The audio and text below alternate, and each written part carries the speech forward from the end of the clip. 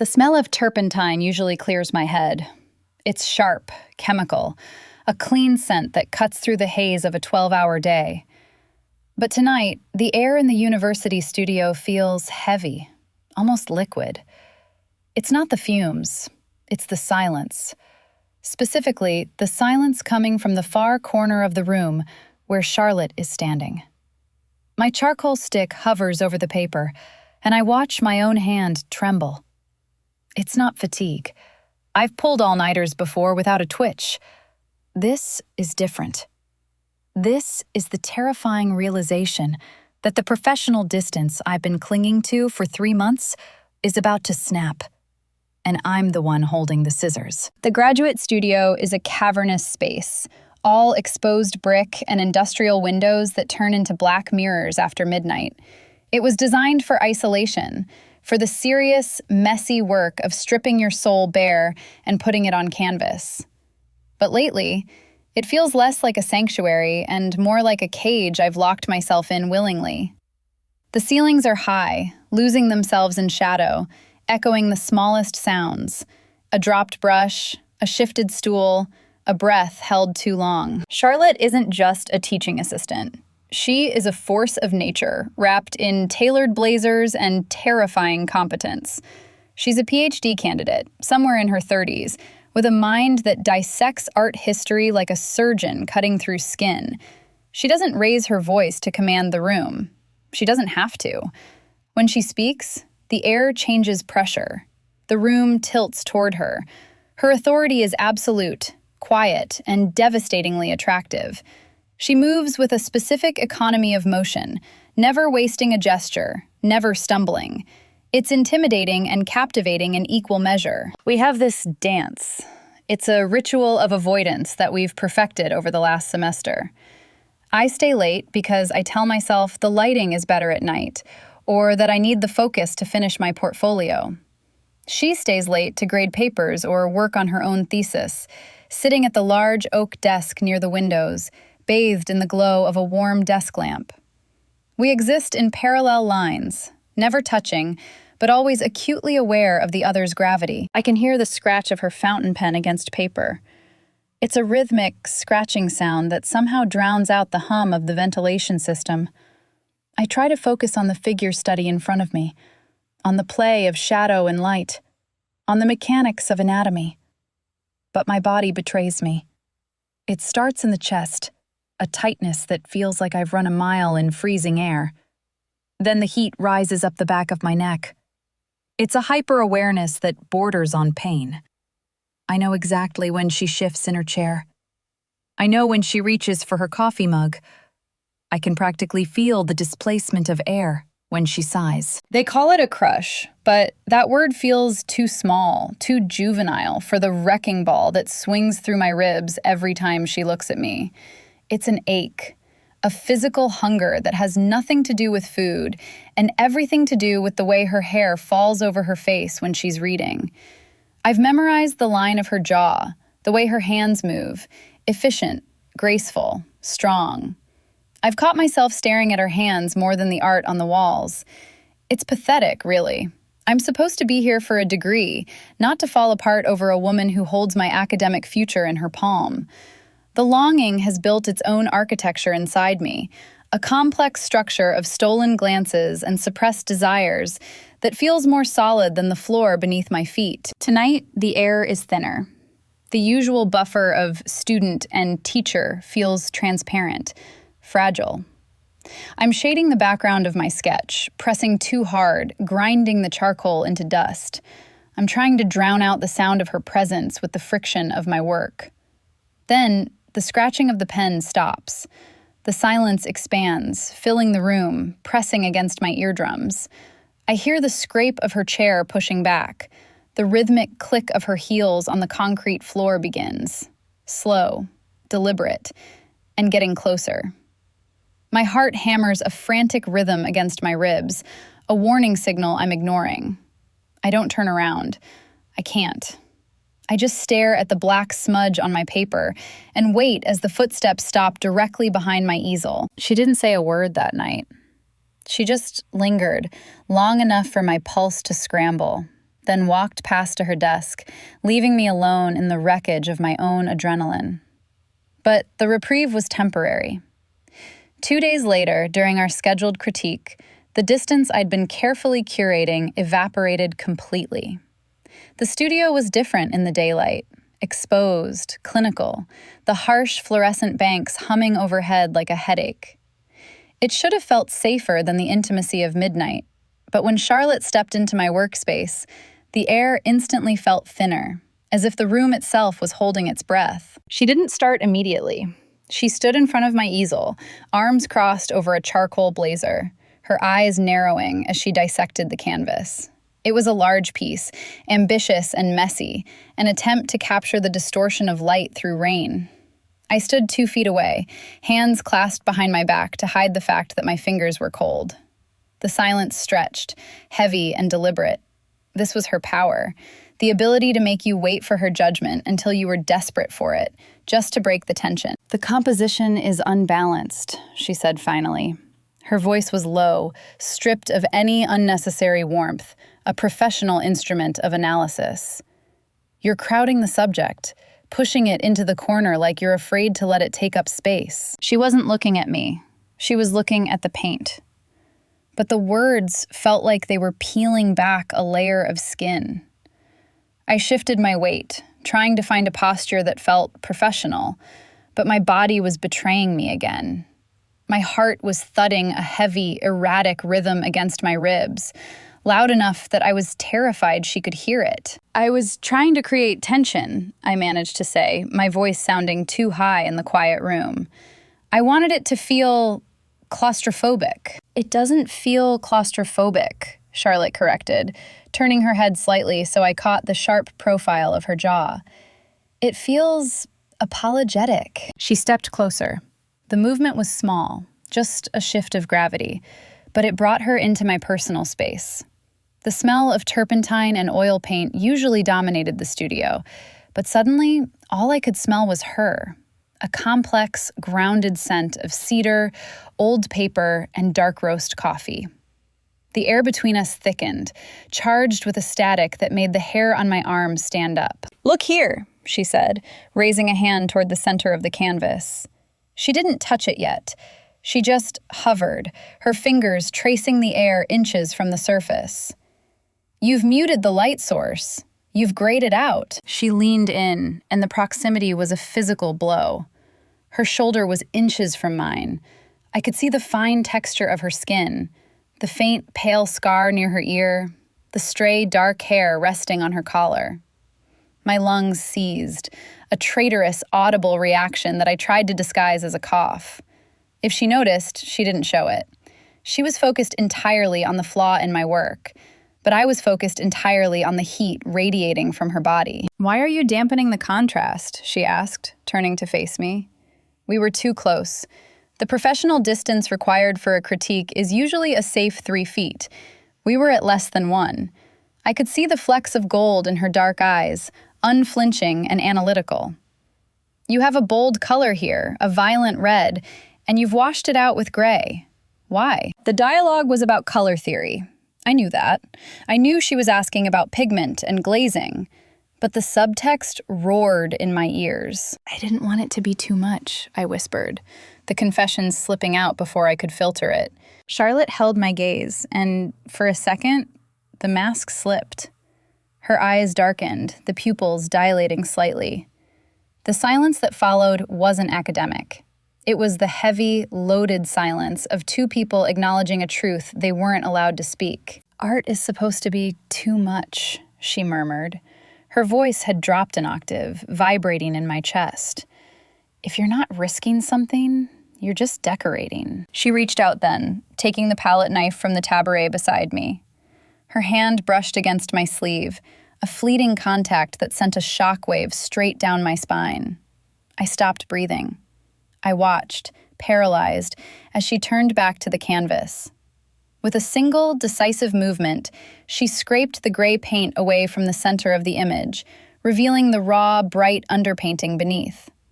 It was a violent correction. She had marred the surface, destroyed the safety of the blend I'd spent hours perfecting. She set the knife down with a click. "Don't cover it up again," she said, her voice returning to its cool, commanding baseline. She stepped back, the loss of her warmth leaving me instantly cold. "Fix the perspective. Keep the intensity.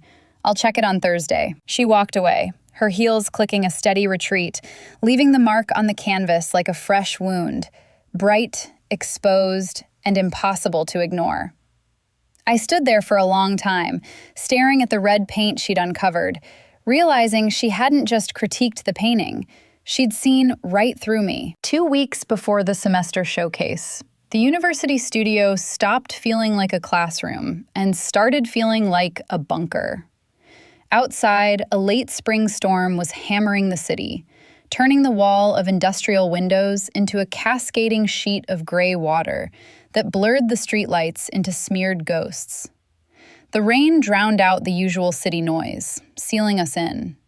It was just after 11 p.m.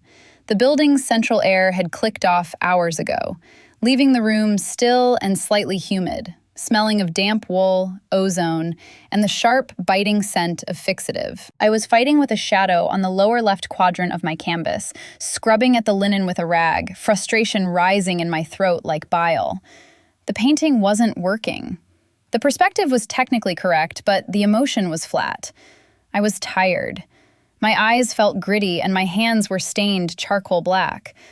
I was about to give up, to pack my brushes and brave the rain, when the sound of the old drip coffee maker in the corner gurgled to life. I froze. I hadn't realized Charlotte was still there. The silence had been so absolute, I assumed she had left while I was in the trance of working. "You're overworking it," her voice came from the kitchenette alcove. It wasn't a critique this time. It sounded softer, roughened by the same exhaustion I was feeling. I turned to see her leaning against the counter, watching the coffee pot fill. She had shed the severe blazer she wore like armor during the day. She was wearing a simple silk blouse, the sleeves rolled up to her elbows, revealing forearms that looked surprisingly strong. It was a small detail, but seeing her without the jacket felt like seeing a secret. The domesticity of the moment, the gurgle of the machine, the smell of brewing coffee cutting through the chemical tang of the studio, disarmed me completely. "I can't get the depth right," I admitted, dropping the rag. My voice sounded loud in the quiet room. "That's because you're looking at it too closely. Step back."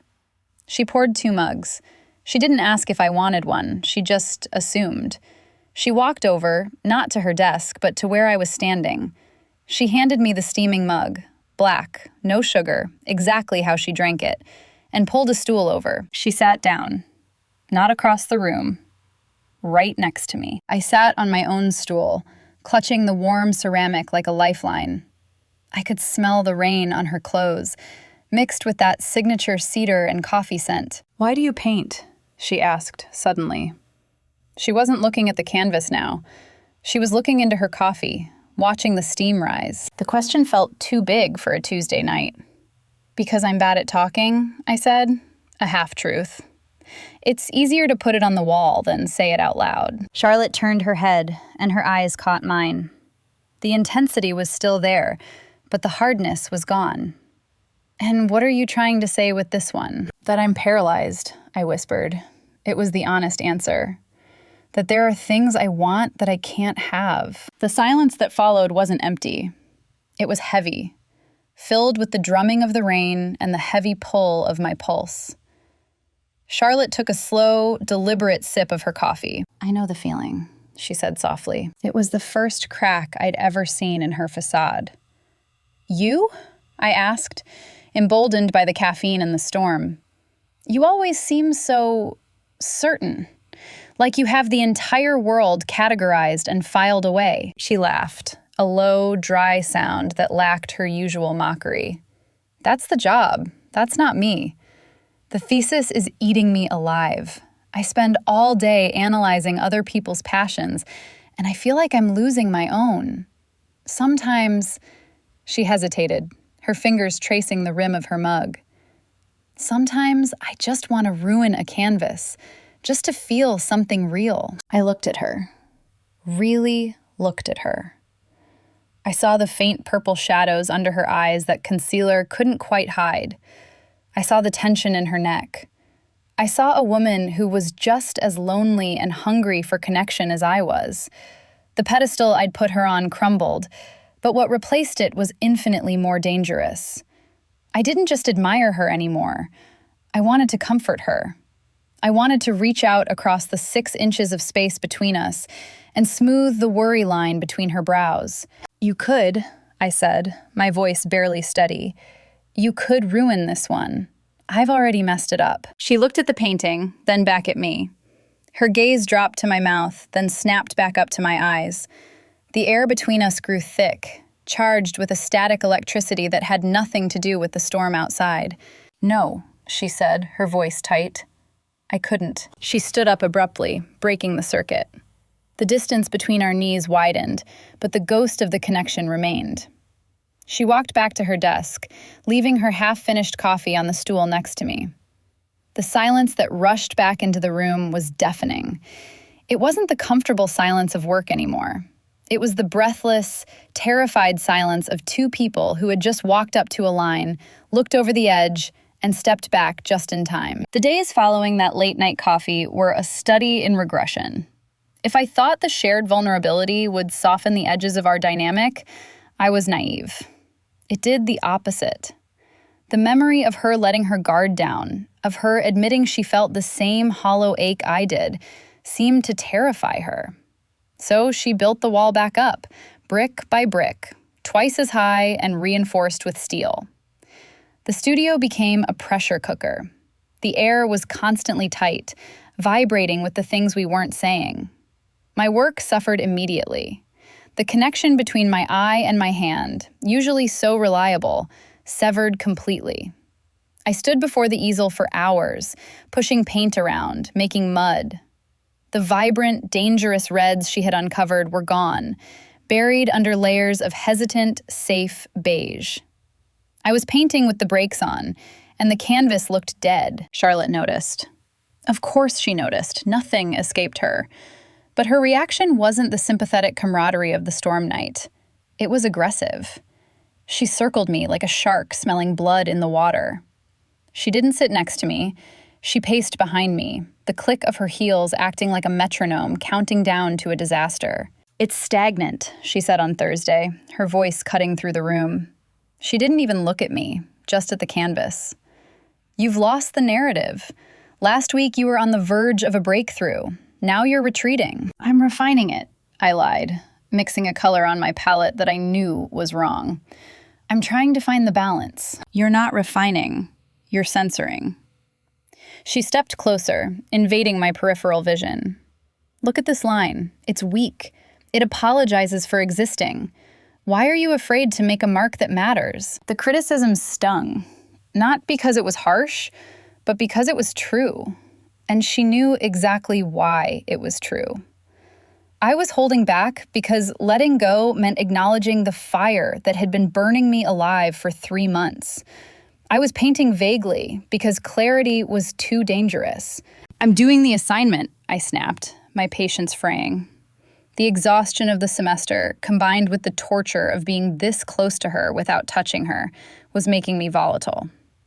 "Technical precision, perspective. That's what you asked for." "I asked for art," Charlotte countered, her tone sharpening. "I can get technical precision from a printer.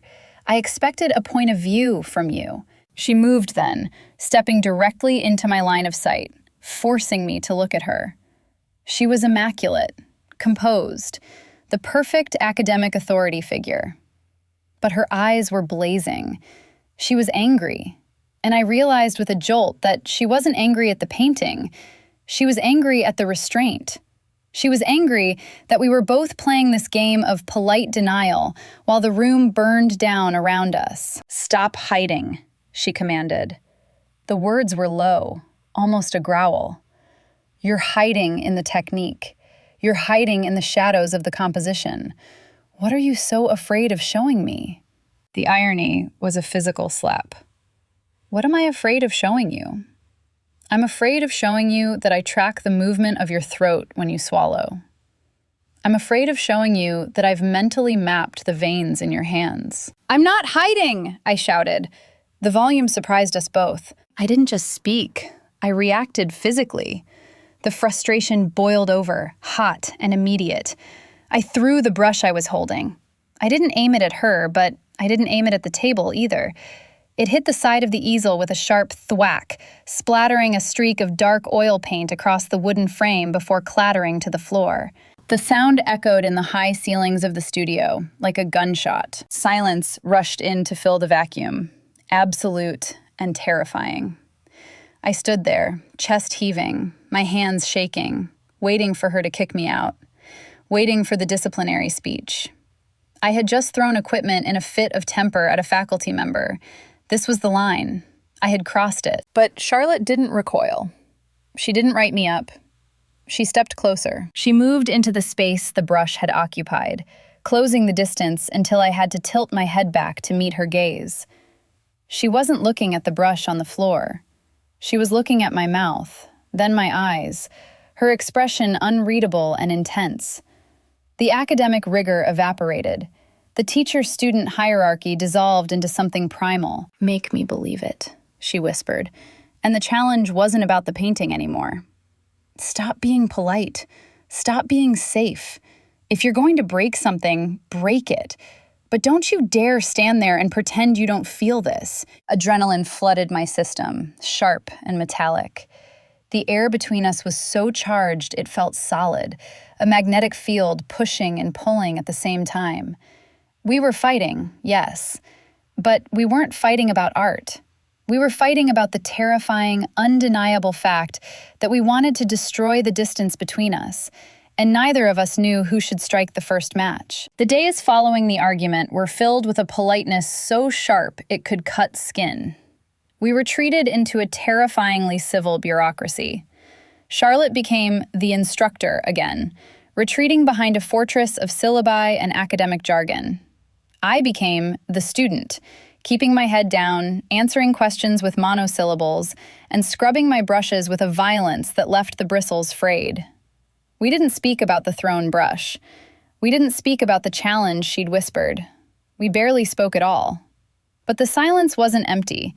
It was the heavy, pressurized silence of a room filling with gas, where everyone knows the spark is coming, but no one knows when. The studio became a minefield of sensory triggers. I couldn't focus on my work because I was too busy focusing on her. I became an archaeologist of her micro-expressions, analyzing every twitch of her brow, every shift in her posture. I was obsessed with the open loop of our interaction, the question she had asked me to answer with my art, the challenge she had thrown at my feet. My brain refused to close the file. I'd be mixing cadmium red and suddenly wonder if she was thinking about the argument too.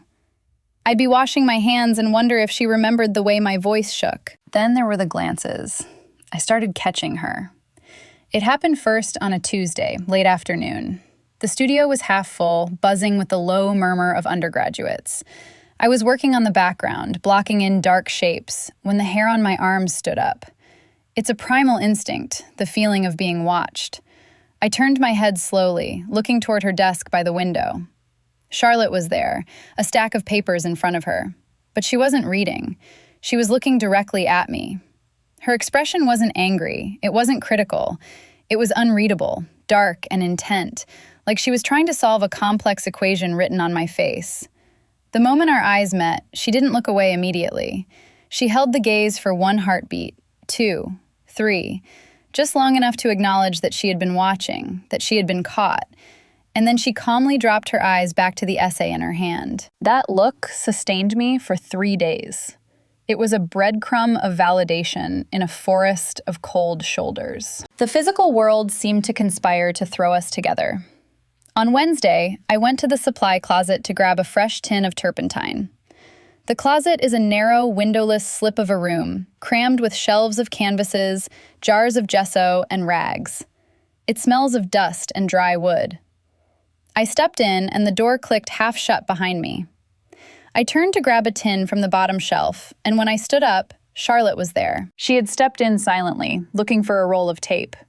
The space was too small for 2 people who were trying to pretend the other didn't exist. I froze, the tin of turpentine cold against my palm. Charlotte stopped, her hand hovering near a shelf at shoulder height. We were trapped in the narrow aisle, blocked by stacks of stretcher bars on one side and shelves on the other. To leave, one of us had to squeeze past the other. "Excuse me," she said. Her voice was steady, but I saw the pulse jumping in the hollow of her throat. It was beating fast. Too fast. "Sorry," I murmured. I didn't move immediately. I couldn't. The air pressure in the tiny room seemed to drop, sucking the oxygen out of my lungs. I could smell her again, that maddening cedar and coffee scent, amplified by the enclosed space. She didn't move either. She just stood there, her eyes fixed on a point somewhere over my shoulder. If I stayed, I would suffocate. I finally turned sideways, pressing my back against the shelves of gesso jars. "Go ahead." She moved past me. It was a quick, fluid motion, but in the tight space, contact was inevitable. Her blazer brushed against my arm. The fabric was rough, but the heat radiating off her was undeniable. For a split second, as she passed, her arm pressed against mine, solid and real. My breath hitched. She paused, just for a fraction of a second, a hesitation that screamed louder than any words, before she stepped out into the studio air. I stayed in the closet for 5 minutes, gripping the turpentine tin until my knuckles turned white, waiting for my nerves to settle into a rhythm that wouldn't kill me. I considered dropping the class. I actually printed the withdrawal form. I sat in the student union, staring at the paper, pen in hand. It was too much. The constant vigilance, the physical toll of wanting someone who was technically responsible for my grade. It was exhausting. I was losing sleep. I was losing weight. I told myself it would be smarter to leave, to save my GPA and my sanity. "You're not going to sign that," a voice said. I looked up. It was Sarah, a quiet girl from the studio who worked in oils 3 easels down from me. I barely knew her, but she was looking at me with a knowing, slightly pitying expression. "I might," I said, folding the paper to hide the text. "I'm overcommitted." "You're not overcommitted," Sarah said, sitting down opposite me. She lowered her voice. "You're just the favorite." "I am definitely not the favorite," I laughed, a bitter sound. "She rides me harder than anyone else. She hates my work." Sarah shook her head, tearing open a packet of sugar for her tea. "She doesn't hate your work. She's obsessed with it. You know she watches you, right?" My stomach dropped. "What?" "When you're working. When you're in the zone and not paying attention. She stops grading. She just stares at you, like she's waiting for you to do something dangerous." Sarah stirred her tea, looking at me with frank curiosity. "It's intense. If a professor looked at me like that, I'd either file a complaint or marry them. I haven't decided which." The validation hit me like a physical blow. I wasn't imagining it. I wasn't projecting my own desires onto a blank screen. The connection was real. It was visible to third parties. The stakes suddenly felt terrifyingly high. If Sarah noticed, who else noticed? But alongside the fear was a surge of adrenaline. She was watching. She was waiting. I crumpled the withdrawal form into a ball. I wasn't leaving. I couldn't leave. The painting wasn't finished, and neither were we. I walked back to the studio that night with a terrifying clarity. I was going to finish the piece. I was going to use the red, and I was going to force her to look at it, and me, without flinching. The night before the final critique, the studio felt less like a classroom and more like a high-altitude chamber where the oxygen was slowly being siphoned off. It was 11 p.m., and the silence of the university building was absolute, a heavy, suffocating blanket that pressed against the windows.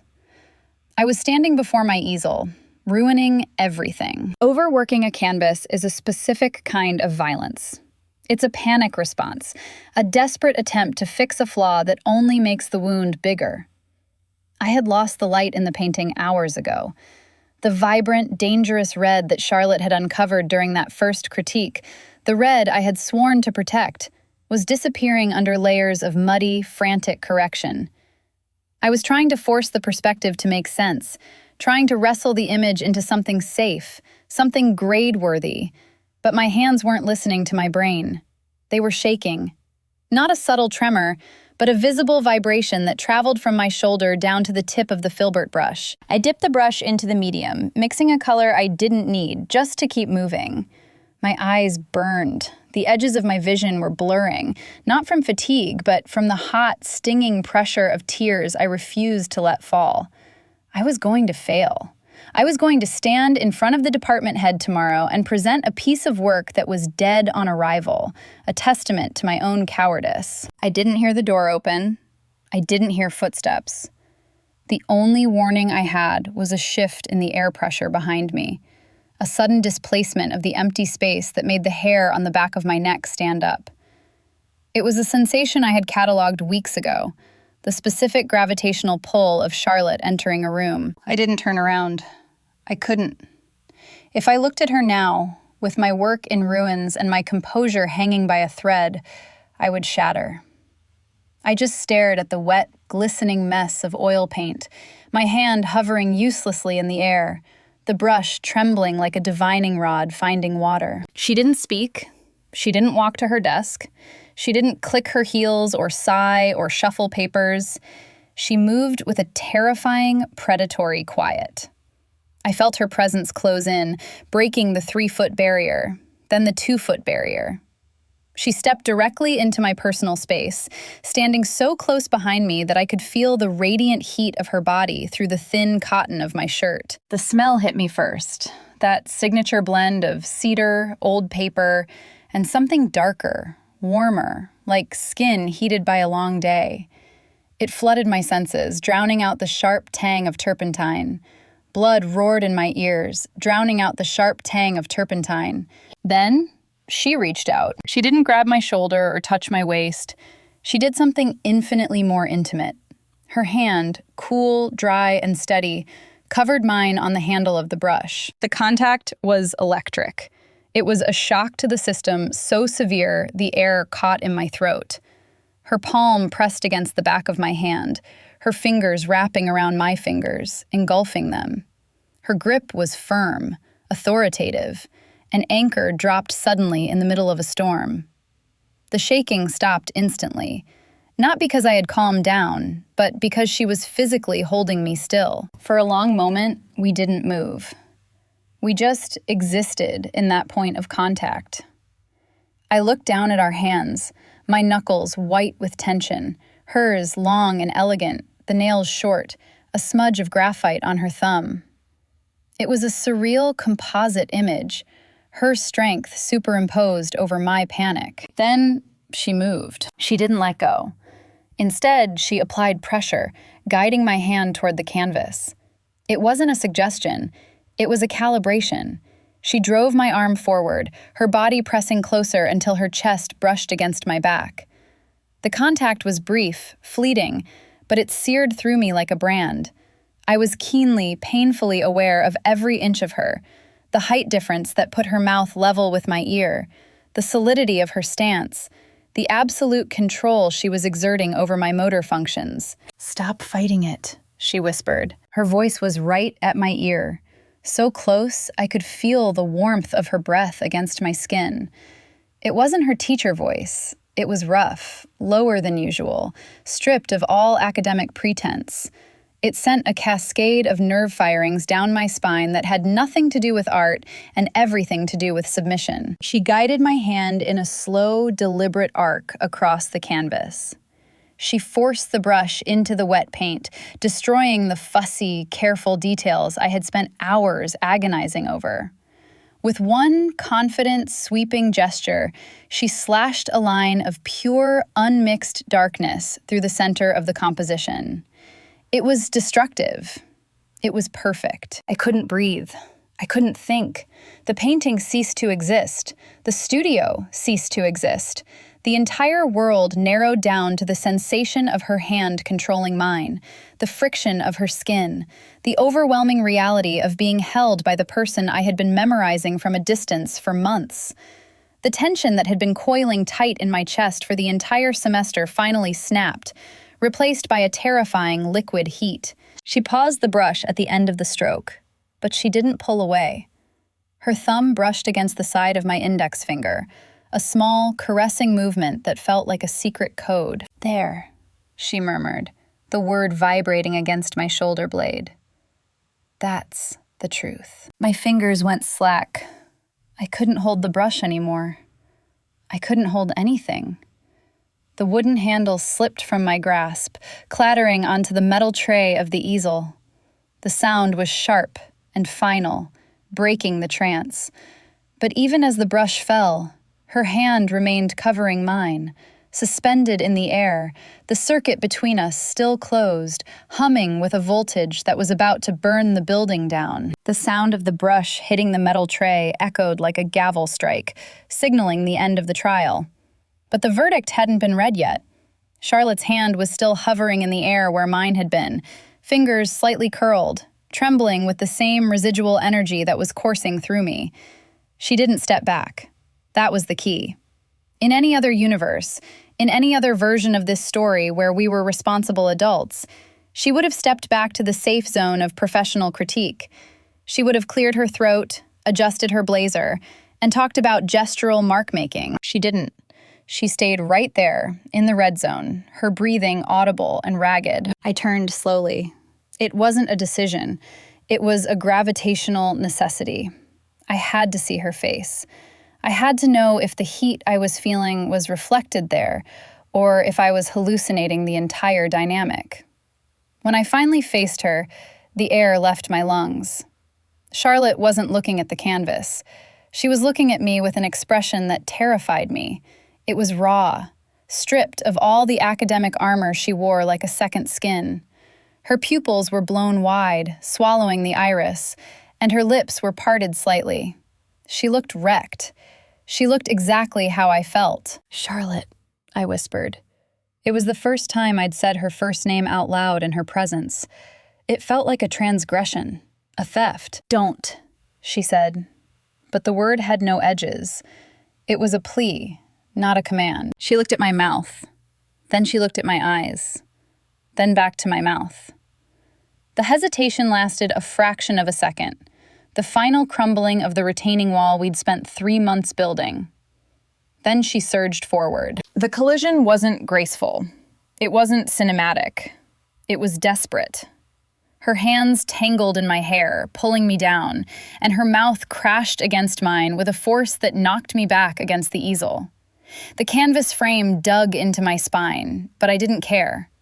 I couldn't feel the pain. I could only feel the overwhelming, blinding reality of her. She tasted like black coffee and something sharper, something metallic, like fear. I made a sound, a low, desperate noise in the back of my throat, and grabbed the lapels of her blazer, pulling her closer, trying to eliminate the microscopic distance that still existed between us. The kiss wasn't a question. It was an answer to every sleepless night, every silent critique, every moment I'd spent staring at the back of her head while she graded papers. It was messy and hungry. It was the physical manifestation of all the frustration we'd been channeling into the art. "I can't do this," she murmured against my lips, her voice breaking. Her hands were roaming over my shoulders, down my back, gripping my shirt as if she were falling and I was the only solid thing in the world. "Don't stop," I gasped, my hands finding the skin of her neck, her pulse hammering frantically under my fingertips. "Please, don't stop." She didn't. She kissed me harder, biting my lower lip, a flash of pain that only sharpened the pleasure. We stumbled backward, a clumsy, tangled dance, away from the judgment of the easel and into the shadows of the corner. My legs hit the edge of the old velvet couch that sat in the student lounge area, and I sank down, pulling her with me. The shift from vertical to horizontal changed everything. The power dynamic, usually so rigid, her standing, me sitting, her teaching, me learning, dissolved into a tangle of limbs and breath. She straddled my lap, her knees on the cushions, her blazer falling open. The authority she held in the classroom was gone, replaced by a terrifying vulnerability. She wasn't the PhD candidate anymore. She was just a woman, unraveling in my arms. I ran my hands up her back, feeling the tension in her muscles, the way she shivered when my paint-stained fingers brushed the skin at the nape of her neck. I looked down and saw I was leaving marks on her, smudges of charcoal dust and dark oil paint staining the pristine silk of her blouse. The visual proof of my touch on her exterior was intoxicating. I was ruining her perfection, marking her as mine, and she was letting me. "You have no idea," she whispered, her forehead resting against mine, our breaths mingling in the dark. "You have no idea how long I've wanted to do this." "Tell me," I challenged, my thumb tracing the line of her jaw. "Since the first day," she confessed, the words tumbling out. "Since you argued with me about Rothko. You were so angry and so alive. I went home and couldn't think of anything else." She kissed me again, slower this time, deeper. It was a claiming. Her hands were everywhere, in my hair, on my face, gripping my waist. The studio, the university, the degree, the ethical board, it all faded into white noise. The only thing that existed was the friction of her body against mine, and the terrifying realization that this wasn't just a hookup. This was the precipice, and we had just jumped. The sun didn't rise gently. It assaulted the studio. The gray, industrial dawn turned the wall of windows into sheets of blinding slate, illuminating every dust mote, every paint smear, and every inch of the mess we had made. The reality of what we'd done settled in with the cold morning air, heavier than the silence. We were untangling ourselves on a dusty velvet couch in a university building where she was employed to teach me, and I was paying to learn. The romantic, hazy adrenaline of the night evaporated, replaced instantly by the sharp, jagged edges of potential catastrophe. I watched Charlotte button her blouse. Her hands, usually so steady they could draw a perfect circle freehand, were fumbling slightly with the top button. That small tremor terrified me more than the risk of being caught. It was the physical manifestation of the line we had just obliterated. If anyone walked in right now, a janitor, an early rising student, the dean, her career would be over before she could find her shoes. My grade would be the least of our problems. We were standing in the wreckage of ethical guidelines, and the debris field was massive. "We need to leave," she said. Her voice was rough, unused, but the command was back. She stood up, smoothing her skirt, checking her reflection in the darkened window. She was putting Charlotte the T.A. back together, piece by piece. "Charlotte," I started, sitting up, pulling my own shirt closed. She turned on me, her eyes wide and frantic. "Don't. Not here. The building unlocks in 20 minutes." We moved like fugitives. We cleaned the area, wiping down the couch, checking for lost earrings, erasing the physical evidence of the collision. But we couldn't erase the atmosphere. The air in the corner still felt charged, smelling of her perfume and our collective sweat. We stood by the door, the threshold between the sanctuary of the night and the judgment of the day. She looked at me, really looked at me, and for a second, the panic in her eyes softened into something resolved. "I don't regret it," she whispered, the confession rushing out like water. "I should. God, I know I should. But I don't." "I don't either," I said, stepping closer, drawn by the magnet in my chest. "But this," she gestured between us, a sharp cutting motion. "This can't happen here. Not again. And out there," she pointed toward the hallway. "We are strangers. If you look at me the way you looked at me last night, if you touch me, it's over. Do you understand?" "I understand," I said. "The rules." "The rules," she confirmed, her voice brittle. "No touching, no lingering. We have to be perfect. We have to be invisible." She opened the door and walked out first. I waited 5 minutes before following, my chest tight with guilt and exhilaration that made my hands shake. The rest of the day was a masterclass in torture. The studio filled up around 9 a.m. Students dragged in easels, the smell of coffee replaced the smell of rain, and the hum of chatter filled the high ceilings. I stood at my station, working on the painting, the one she had ruined and saved, trying to act like my entire world hadn't shifted on its axis. It was terrifying. Every time the door opened, I flinched. But beneath the fear was a drug-like thrill. I knew something no one else knew. When Charlotte walked in at 10 a.m., clipping her heels against the concrete, everyone saw the severe, brilliant teaching assistant. They saw the clipboard, the sharp blazer, the critical eye. I saw the woman who had whispered my name in the dark. I saw the bruise I had accidentally left on her collarbone, hidden now beneath silk, but burning in my memory like a beacon. I knew the sound she made when she lost control. I knew the texture of her skin. It was an electric secret, a live wire running under the floorboards of the classroom, and I was the only one who could feel the hum. The test came after lunch. She was doing rounds, critiquing progress for the showcase. She stopped at my easel. The class was quiet, listening. This was the performance.